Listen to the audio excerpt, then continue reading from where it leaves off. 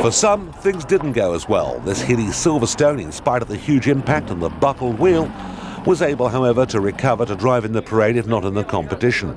The pool of oil, however, did slow things down for a bit. In replay, you can see how lucky the driver was to get away with that, because it really was one unholy bang. But the impact in the championship was made by cars like this. This is Dwayne Wilson with the Bowen P6, getting away on the lower regions of the hill, which is run in the opposite direction to that which the normal racers run in. Wide open spaces, plenty of opportunity to get the power down, and power is what counts on this particular hill climb. The Bowen, a quick car, but not quick enough, with a twisty little run of 24.96.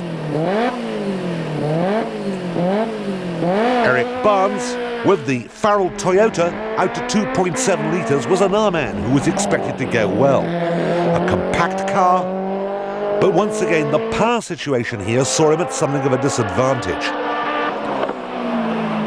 Tremendous ingenuity in the way that these cars have been built, put together and made competitive, with a broad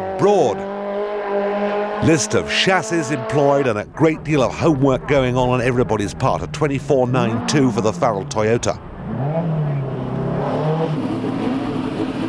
Car number 5 was Stan Keane with the Shrike. 3.8 litres, it looked the part and certainly sounded it as well.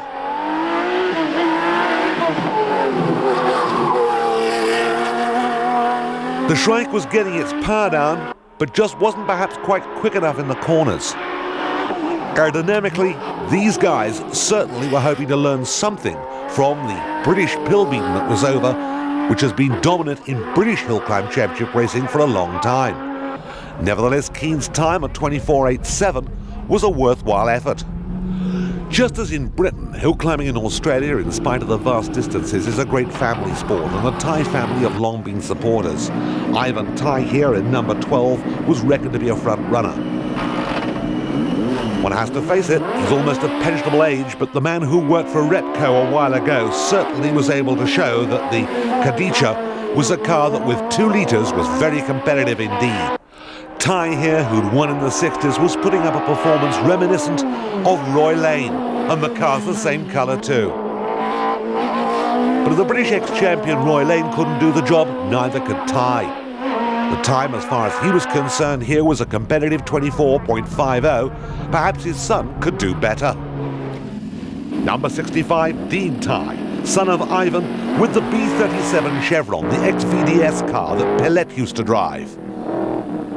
Onboard camera as the big V8 here, with the sun shining in the driver's eyes, which doesn't help at all, streaked up the hill using all the power of a chassis that, let's face it, is not the newest in the world, to show that power was what really mattered, and a very quick competitive drive it was too. Streaking up over the line there, under the bridge, to record an excellent 24.10.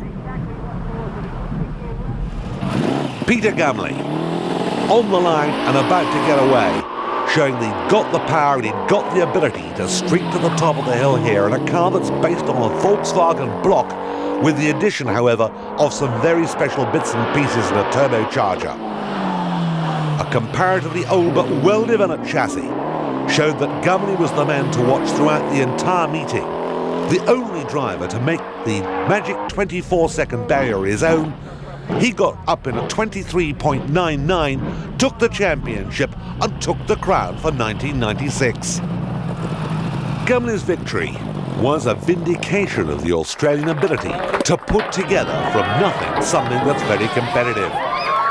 The champagne sprayed, everybody had a marvellous time, the weather was kind. I want to go back again.